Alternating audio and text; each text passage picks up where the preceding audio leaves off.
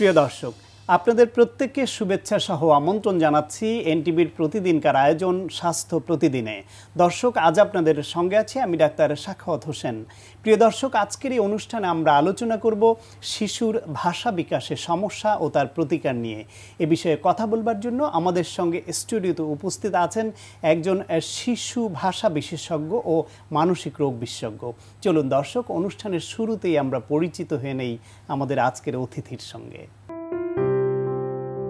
অধ্যাপক ডাক্তার ফাহমিদা ফেরদৌস ১৯৭৮ সালের নভেম্বর মাসে চাঁদপুর জেলায় জন্মগ্রহণ করেন। তিনি ২০০৪ সালে ঢাকা ন্যাশনাল মেডিকেল কলেজ ও হাসপাতাল থেকে এমবিবিএস ডিগ্রি অর্জন করেন।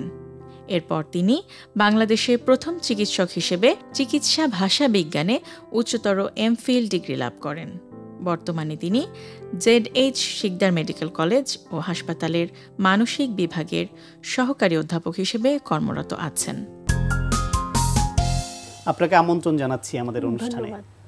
শিশুর ভাষার বিকাশ, আমরা জানি যে কমিউনিকেশন বা যোগাযোগের অন্যতম প্রধান হচ্ছে ভাষা।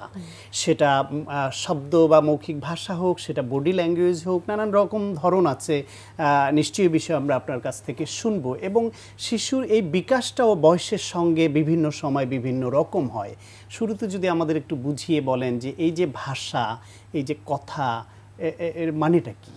প্রথমে আমরা ধরে নেই যে শিশুর ভাষা, কথা, যোগাযোগ যদি আমরা আলোচনা করতে চাই তাহলে জানতে হবে যোগাযোগ কি। মানুষ সামাজিক জীব, প্রতিনিয়তই আমরা একজন আরেকজনের সাথে যোগাযোগ করছি, অথবা তথ্য আদান প্রদান করছি, অথবা মনের ভাব প্রকাশ করছি। তার প্রথম এবং প্রধান মাধ্যমই হচ্ছে ভাষা। ভাষার দুটি দিক আছে, একটা হচ্ছে বাচনিক দিক অথবা ভার্বাল দিক, আরেকটা হচ্ছে অবাচনিক দিক অথবা নন ভার্বাল দিক।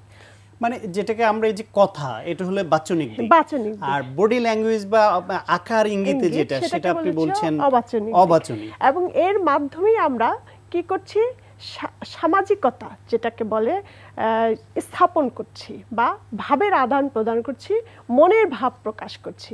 মনের ভাব প্রকাশ করছি ভাষা দিয়ে, এবং যখন এটা সামাজিকতার পর্যায়ে যায় বা আরেকজনের সাথে দ্বিমুখী প্রক্রিয়া হয় তখন এটাকে বলে যোগাযোগ।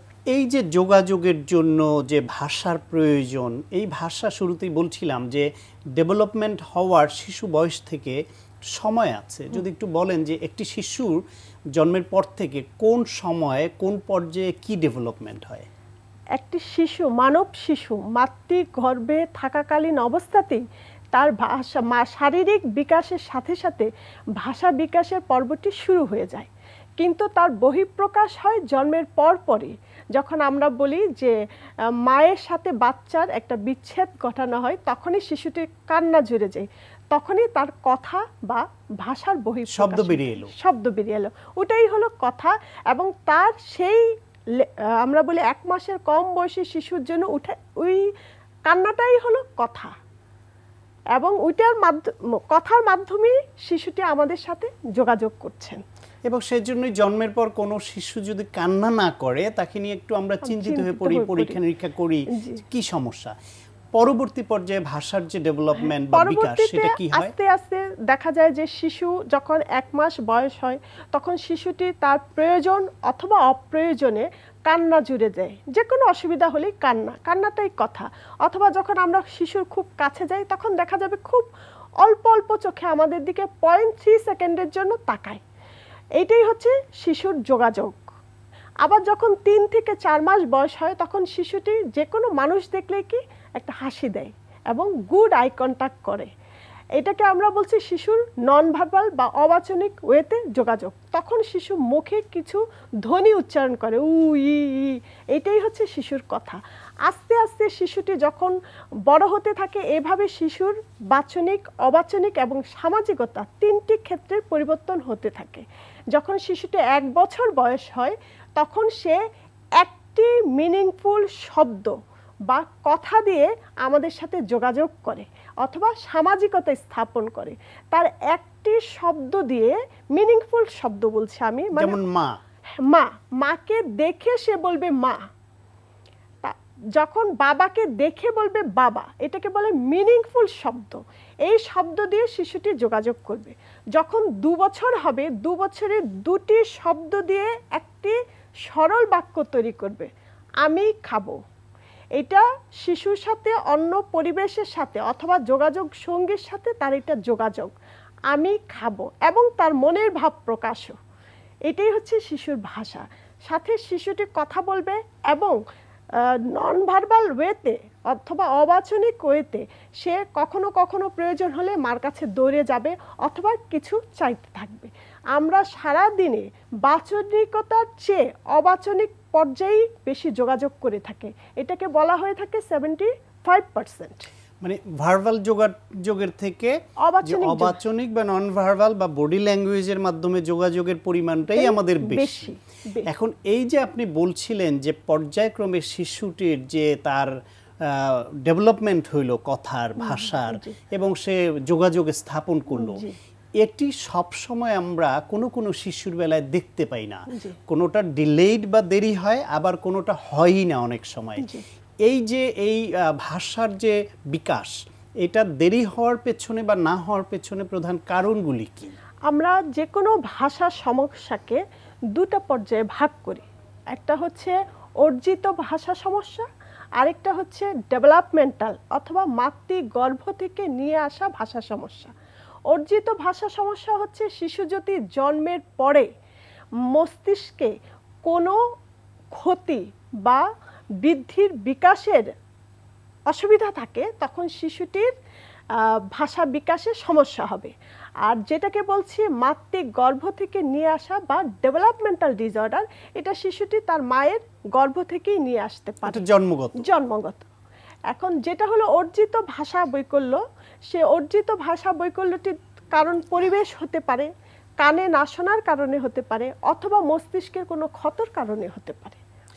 এই ক্ষেত্রে এই যে আপনি 2টা ধরন বললেন, যেটা অর্জিত, একটি শিশু জন্মেছে, সে সবই ঠিক ছিল, তার নিউরোলজিক্যাল ডেভেলপমেন্টাল কোনো ডিসঅর্ডার ছিল না, তার কোনো ত্রুটি ছিল না, কিন্তু তারপরেও শিশুটা এই যে কথা বলতে দেরি করছে বা বলছে না, এটার পেছনে পরিবেশগত বা পরিবারের কি করণীয় ছিল বা কি সমস্যা?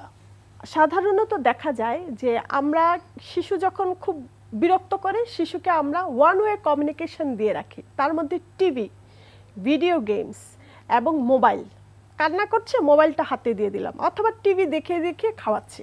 এতে শিশু কিন্তু শুনছে হিন্দি অথবা ইংলিশ ভাষাগুলো।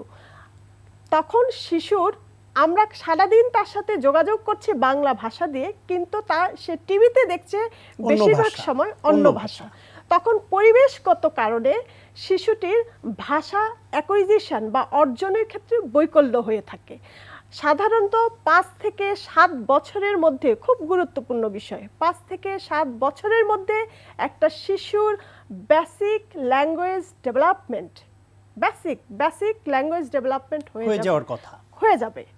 যদি এই সময়ে এবং বেসিক ল্যাঙ্গুয়েজ ডেভেলপমেন্টের যে পিরিয়ডটা, সেখানে 5 থেকে 7 বছর বয়সে তার মূল অর্জিত ভাষাই হবে তার নিজ মাতৃভাষা, ইংলিশ অথবা হিন্দি না।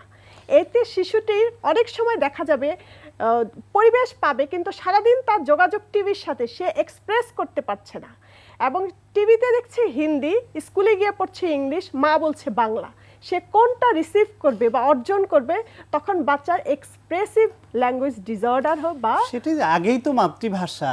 রবীন্দ্রনাথ ঠাকুরও তো বলেছেন যে আগে চাই মাতৃভাষার ভিত্তি, গাঁথুনি, তারপরে অন্য ভাষার পত্তন।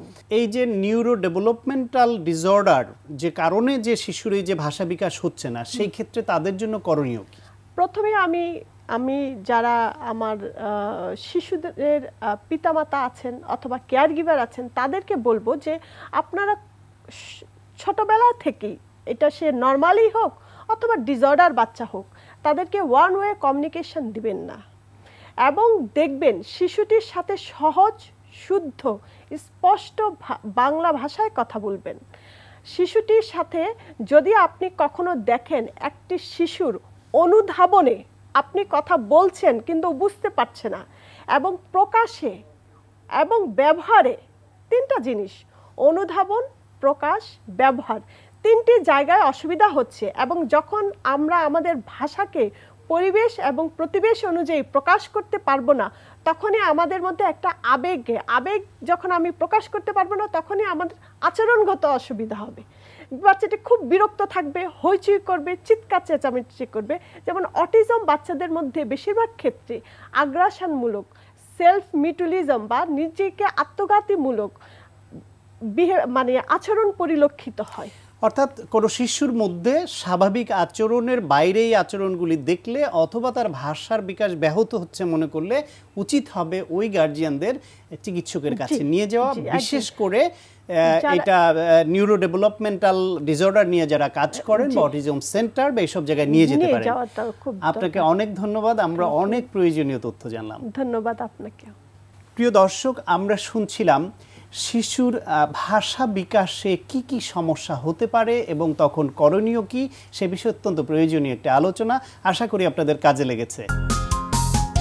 প্রিয় দর্শক, এই অনুষ্ঠান সম্পর্কে যে কোনো মতামত বা পরামর্শ জানাতে চাইলে লিখুন এই ঠিকানায়। প্রযোজক স্বাস্থ্য প্রতিদিন, এনটিভি, বিএসসি ভবন, 7 তলা, 102 কাজী নজরুল ইসলাম এভিনিউ, কারওয়ান বাজার, ঢাকা 1215। ফ্যাক্স 914338 থেকে 7 পর্যন্ত, অথবা ইমেইল করুন স্বাস্থ্যপ্রতিদিন@ntvpt.com এই ঠিকানায়। প্রিয় দর্শক, আপনার প্রিয় স্বাস্থ্য প্রতিদিনের আগামী পর্বে আপনার জন্য যা রয়েছে, কোনো বাচ্চার ছোটোকালে ক্যাটারেক্ট আছে, সেটা ডায়াগনোসড হলো না, দেখতে পেলো না, অথবা এক চোখে ক্যাটারেক্ট আর চোখে ওইভাবে অত বেশি ক্যাটারেক্ট না, তখন হবে যে চোখটা দেখতে পারে না ক্যাটারেক্টের কারণে, ওটা কিন্তু দৃষ্টি পার্মানেন্টলি বসে যেতে পারে বড় হলে।